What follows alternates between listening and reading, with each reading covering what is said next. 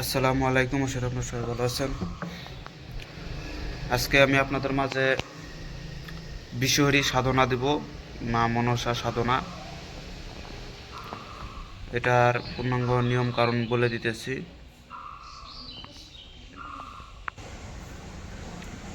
এই সাধনটা করতে গেলে আপনাদেরকে 21 দিনের জন্য করে একটা ঘর আপনাকে বানায় নিতে হবে বা একটা ঘরের ব্যবস্থা করতে হবে। 21 দিনের সাধনা। আবার এটার ভিতরে যে বেশ ক্ষতির দিক আছে তাও নাই, চাইলে আপনারা করতে পারেন। অনেকে ভাবতে পারে যে ক্ষতি হবে, না ভাই, এই সাধনাটাতে ক্ষতি নাই। এই সাধনাটা করতে গেলে 21 দিনের জন্য একটা ঘর বানিয়ে নেবেন বা ঘরের ব্যবস্থা করবেন। সেই ঘরটাকে অবশ্যই বাড়ির থেকে একটু দূরে রাখতে হবে, মানে একটু দূরে লাগবে। আপনারা চাইলে ওই ক্ষেতের আবাদ পানি যে জায়গায় করা হয় ক্ষেত, ওখানে দেখবেন যে মোটর ঘর থাকে, ওই সব ঘরের ভিতরেও করতে পারেন। সব থেকে ভালো যদি শ্মশানে করেন তাও হবে। এগুলা এই সাধনটা শ্মশানে করতে হয় না, যদি কেউ করে, কারণ শ্মশানে তো যে কোনো সাধনই করা সম্ভব।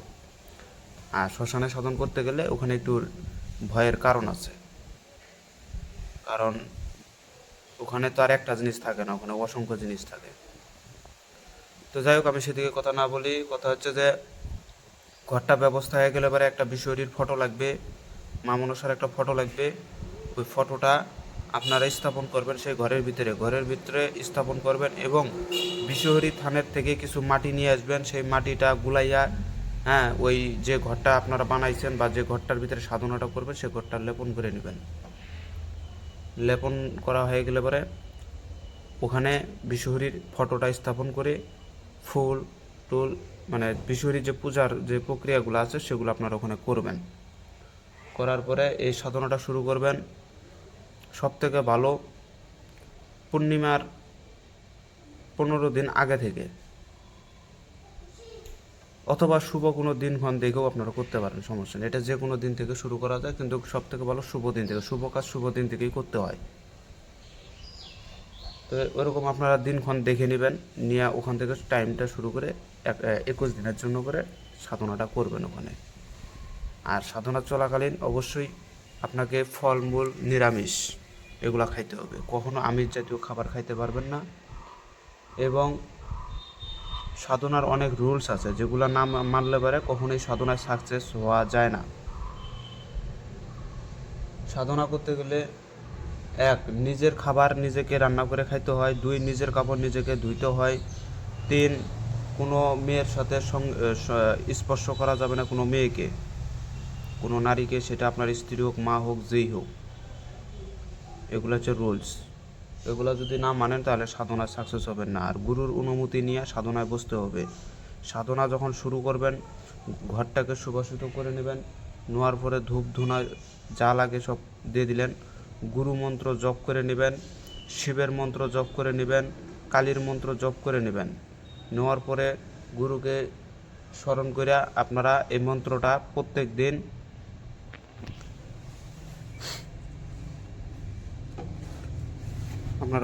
দিন হচ্ছে মন্ত্রটা মাত্র 333 বার জপ করবেন। বেশিক্ষণ লাগে না, 333 বার। মন্ত্রটা বেশি বড়ও না, মুখস্থ থাকলে আপনারা সর্বোচ্চ মনে হয় 1 ঘন্টার ভিতরে কভার করে ফেল দেবেন 333 বার জপ করতে।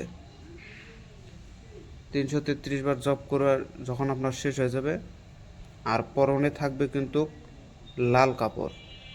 আসনটাকে যে বিছাইছেন ওইটাও থাকবে লাল কাপড়। নিচে আসন থাকবে লাল কাপড়, পরনে থাকবে লাল কাপড়, এবং সেলাই ছাড়া জামা কাপড়।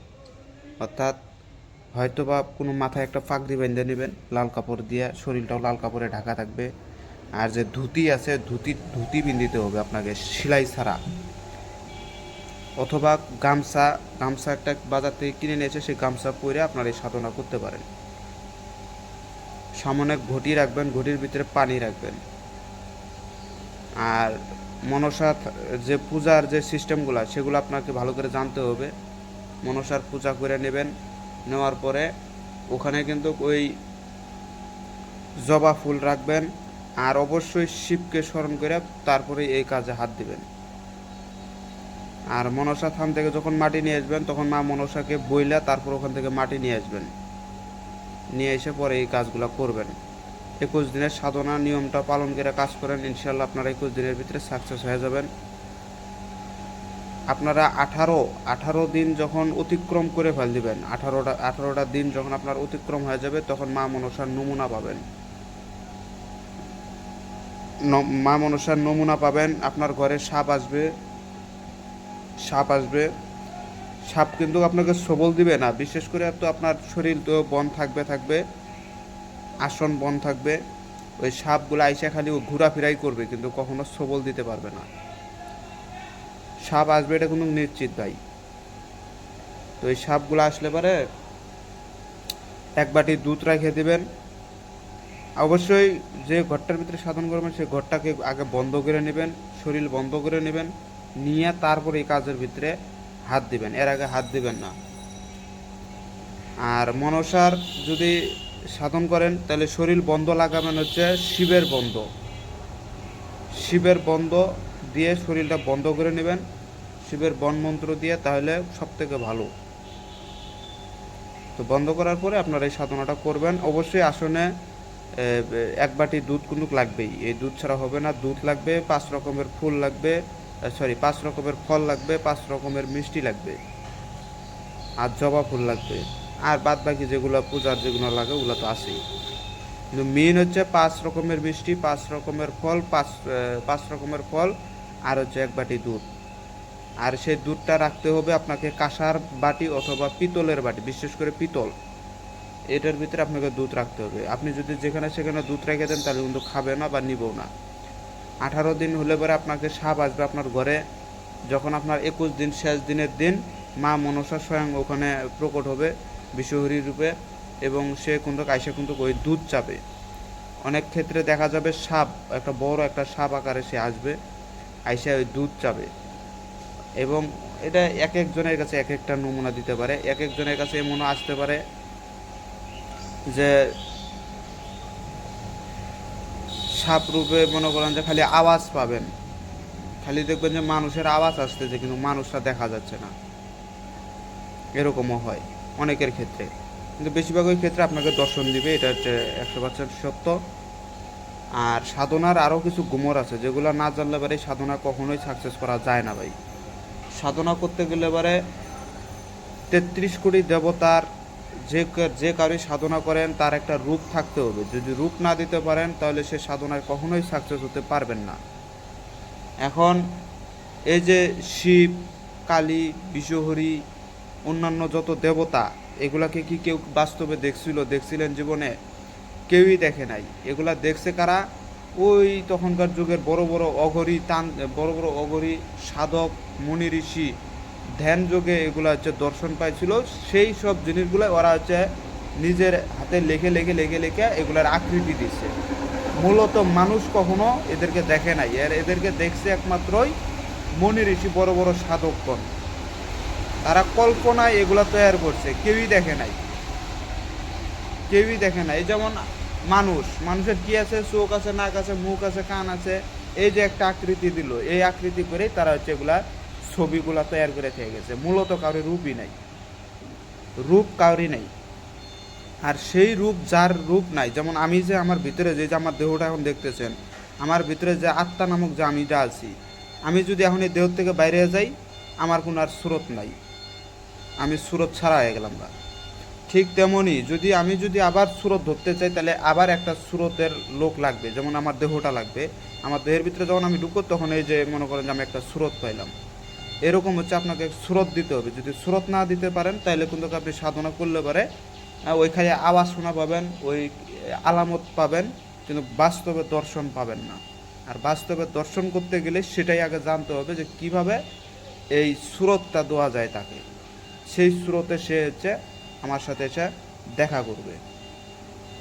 আর অবশ্যই যখন এই সাধন করবেন তাকে মা রূপে সম্বোধন করবেন, তাহলে ভালো থাকবেন। যদি অন্য কিছু রূপে সম্বোধন করেন হয়তো খারাপও থাকতে পারেন, সেটা আপনার যার মনের উপরে ডিপেন্ড করবে। আর সুরতটা কীভাবে দিবেন, এটার মূল হাকিকতটা আমি ভাঙতেছি না, এটা ভাঙাও যাবে না অনলাইনে। আমি শুধু কিঞ্চিত পরিমাণ একটা ইঙ্গিত দেই, ছোট্ট একটা ইঙ্গিত দেই। সেটা হচ্ছে যে 21 থেকে 0 পর্যন্ত উল্টা গুণে আসবেন, 1। 2 নাম্বার হচ্ছে এই 21 থেকে উল্টা যখন গুণে আসবেন তখন 21-এ দিবেন একজনকার নাম। যেমন আপনার সেটা বোনের নাম দিতে পারেন, বোন, খালা, মাসি, পিসি, ফুপা, ফুপি, যত রকমের রূপ আছে আপনার জানাশোনার ভিতরে যারা বাইচে আছে এদের রূপগুলা ওখানে দিবেন। এখানে একটু না পেঁয়াজ আছে, পেঁয়াজটা ভাঙতেছি না। এভাবে রূপ দিতে দিতে দিতে দিতে মনে করেন যে, আর যদি শর্টকাটে বলে দিই, আপনি আপনার মায়ের রূপে যদি পূজা করতে চান, আপনার মা যদি বেঁচে থাকে, তাহলে আপনি আপনার ডিসিশন নিয়ে নেবেন, শুরু থেকে ডিসিশন নেবেন যে আমি আমার মাকেই, আমার মায়ের রূপে আমি মা মনসার পূজা করব, মা মনসার সাধন করব। এই মনের ভিতরে আকাঙ্ক্ষা বা বিশ্বাসটা নিয়ে আপনি সাধনা করেন। যখন মনসা আসবে তখন দেখবেন যে আপনার মায়ের রূপেই সে আসতেছে, অন্য কোনো রূপ সে পাবে না, অন্য কোনো রূপে সে আসতে পারবে না, এটা অসম্ভব। আর এখনকার যেগুলো তান্ত্রিক কবিরাজরা দেখতেছি, মনে করছে যে মন্ত্র পাইছি কিতাবের ভিতরে, গুরু মন্ত্র দেখেছে, জপ করছি, মনে হয় এসে হাজির হয়ে গেছে, বালটা হবে আমার। ওখানে ওই যদি রূপ না দিতে পারেন, কোনো জিনিসেরই রূপ নাই, এগুলো হচ্ছে দৈব শক্তি। 33 কোটি দেবতা, এগুলো হচ্ছে দৈব শক্তি, এদের কোনো রূপ নাই। এদেরকে রূপ দিতে হয়, এদেরকে রূপ দিতে হয়, তবেই তারা রূপ পায়। আমি আত্মাটা যদি আমার দেহের ভিতরে না থাকে, আমার রূপ নাই। আমার দেহের ভিতরে আছে দেখে আজকে আমার এই সুরতটা আছে। ঠিক তেমনই আপনাকে এগুলো বুঝতে হবে আগে।